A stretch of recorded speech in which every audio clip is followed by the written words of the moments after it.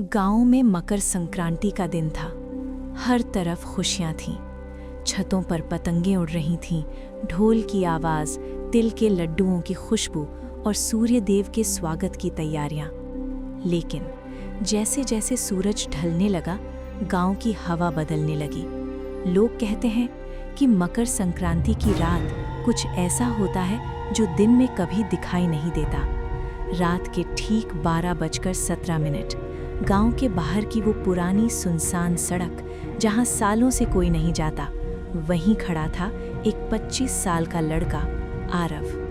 Maroon रंग की T-shirt, काली pant और हाथ में कैमरा जमीन पर ट्राइपॉड पर सेट था। आरव गहरी सांसें ले रहा था। उसकी आंखें डर से फैल चुकी थीं। पसीना ठंडी रात में भी उसके चेहरे से टपक रहा था।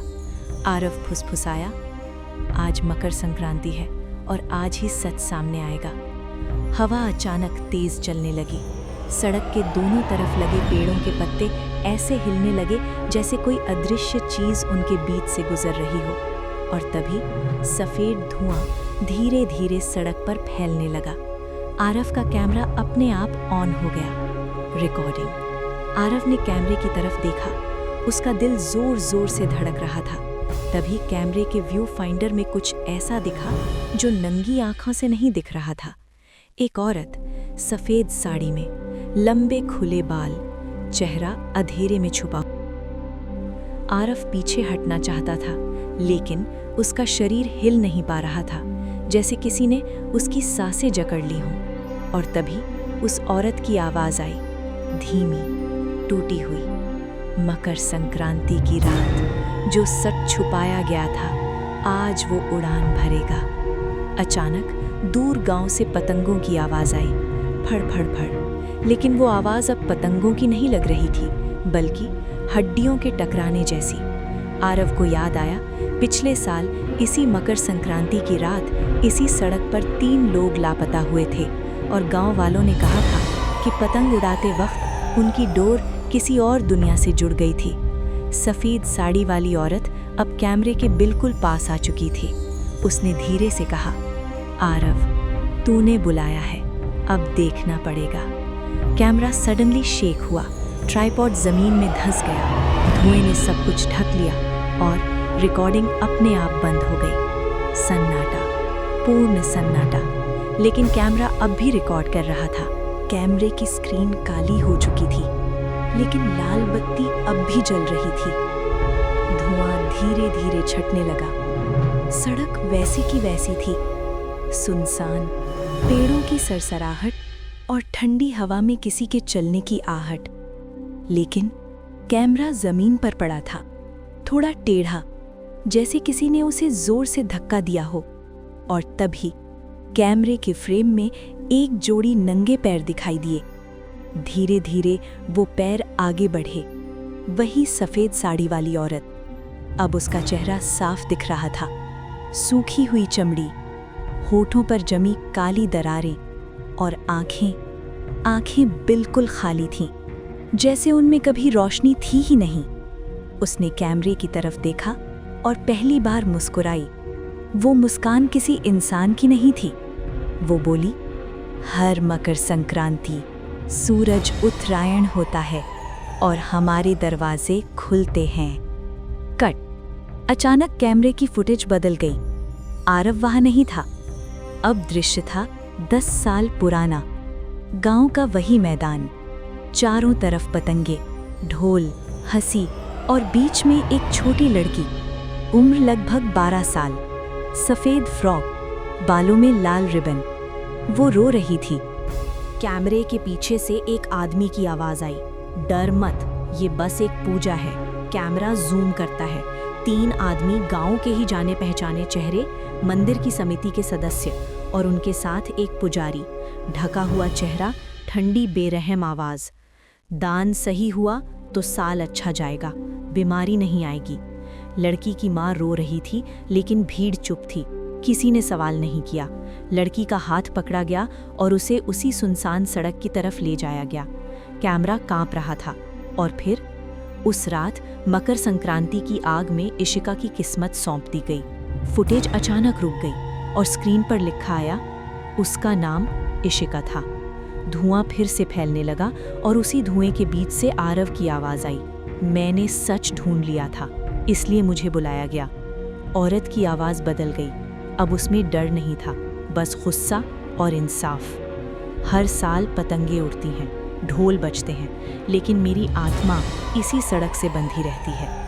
कैमरा जोर से हिलने लगा, पेड़ों की टहनियाँ अपने आप टूटने लगीं और तभी आसमान में सैकड़ों पतंगे एक साथ उड़ने लगीं, लेकिन उनकी डोर लाल थी, गहरा, रहस्यमय लाल। औरत ने कहा, 3 लोग हर संक्रांति मेरे साथ जाते हैं। अचानक कैमरे के सामने आरव जमीन पर गिर पड़ा। उसकी आंखें खुली थीं, लेकिन सांस नहीं चल रही थी। और आखिरी बार औरत ने सीधे कैमरे की तरफ देखा। रिकॉर्डिंग यहीं रुक गई। पूरा गांव जाने वाला है। सुबह जब गांव वाले सड़क पर पहुंचे, कैमरा मिला, ट्राइपॉड टूटा हुआ, लेकिन आरव कहीं नहीं मिला। और उस साल मकर संक्रांति पर गांव में एक भी पतंग नहीं उड़ी। मकर संक्रांति की सुबह थी, सूरज उग चुका था, लेकिन गांव में रोशनी नहीं थी। किसी भी घर की छत पर आज एक भी पतंग नहीं थी। ढोल नहीं, हंसी नहीं, तिल के लड्डू नहीं, सिर्फ डर। गांव के बुजुर्ग मंदिर के पास इकट्ठा हुए। सबके चेहरों पर एक ही सवाल, इस बार क्या होने वाला है? तभी मंदिर की घंटी अपने आप 3 बार बजी, टन टन टन, और हवा में धुएं जैसी ठंडी गंध फैल गई। मंदिर के पीछे वो पुराना पीपल का पेड़ था, जिसकी जड़ें अब बाहर निकल आई थीं, और उन्हीं जड़ों के बीच एक पुराना कुआं, जिसे सालों पहले बंद कर दिया गया था। अचानक कुएं से लाल धागा बाहर आने लगा, पतंग की डोर, धीरे धीरे, और फिर हजारों डोरे। आसमान में सैकड़ों पतंगे दिखी, लेकिन उन्हें उड़ाने वाला कोई नहीं था। गांव वालों की चीख निकल गई, और तभी कुएं से वो आवाज आई, आज उत्तरायण है, आज मेरी आत्मा आजाद होगी। जमीन हिलने लगी, कुएं से सफेद साड़ी उभर आई, फिर खुले बाल, फिर वो चेहरा, इशिका। लेकिन अब वो अकेली नहीं थी, उसके पीछे 3 और परछाइयां, आरव और पिछले साल के 2 लापता लोग। सबकी आंखें खाली थीं। इशिका ने आसमान की तरफ देखा, सूरज ऊपर गया, अब सच भी ऊपर आएगा। अचानक पूरा गांव 10 साल पीछे चला गया। लोगों ने देखा कैसे उन्होंने अच्छे साल के लालच में एक बच्ची को विशेष पूजा या दान के लिए पेश किया। कैसे मंदिर के पुजारी ने मंत्र पढ़े थे, कैसे सरपंच ने पैसे दिए थे, और कैसे सब चुप रहे। लोग रोने लगे, कुछ जमीन पर गिर पड़े। इशिका चीखी, हर संक्रांति तुम पतंग उड़ाते रहे और मैं इंतजार करती रही। आसमान अचानक काला हो गया। पतंगों की डोरें लोगों की गर्दन में अपने आप लिपटने लगीं। तभी इशिका रुकी। उसने बच्चों को देखा, छोटे, मासूम, डरे हुए। उसकी आवाज बदली, अब उसमें दर्द था। मैं राक्षसी नहीं थी, तुमने बनाया।